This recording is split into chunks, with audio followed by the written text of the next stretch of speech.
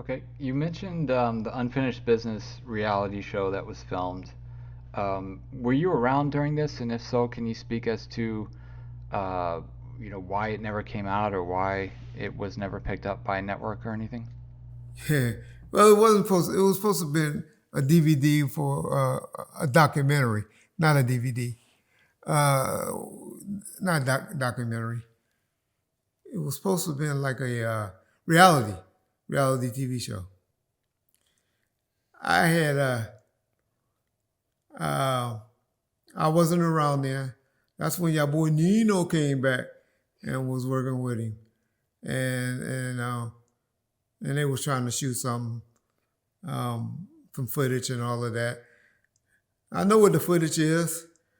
It's not done. Suge never sat down and did the outtakes that they wanted to talk about it. I helped try to shop it.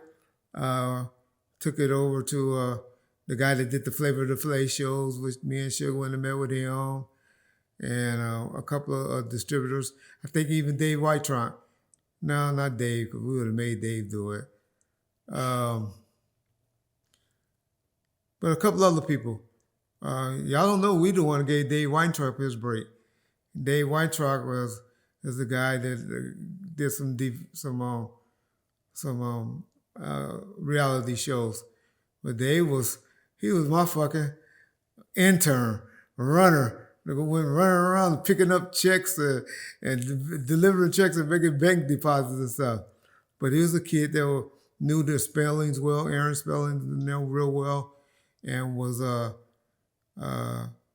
worked with uh, went to SC, and he was going to SC film school at the time, and he just wanted a job working around there. A good young kid, and he ended up making it big. Day one charge, you need to reach out, you need to help your boy out. I know him and Ray J are still tight, and I think they made their relationship while Ray J was over there with us. And but Dave did good, but he was yeah Dave was our little runner. He was our little runner. Yeah. Okay. After Death Row, you did American Music, but then you ended up doing True That Entertainment. Can you talk about how you started working with them, some of the stuff you guys accomplished, and then why it all fell apart at the end? True That Entertainment. Y'all always say I never talk about Reggie business. I always just talk about other people's business. So I'll tell y'all what happened with True That Entertainment. True That Entertainment was a dude named Heiser Randall from Denver, Colorado. And he got into this white woman's head. And she was working, she was like over the Department of Treasury for the state of Colorado, business department.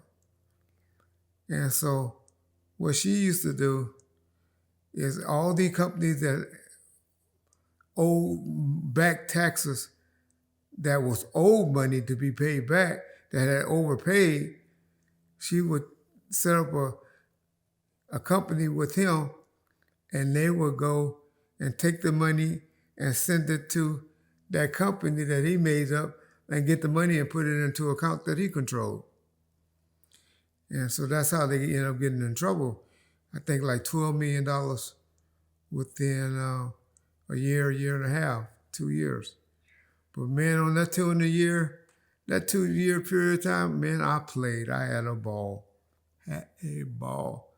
But that's when I got some money and got, he invested in and gave me money to open up this company called True Dat Entertainment. And that's when we got the realist deal and got Ray J some money and this producer detail. And we were promoting fights. We promoted this dude Tony's fight, a couple of Mayweather fights with the Goose and Tudor. And we were just running around here having a good time, spending up a lot of money. Matter of fact, that's even when I ended up getting him hooked up with and he ended up pulling Snoop Dogg baby mama.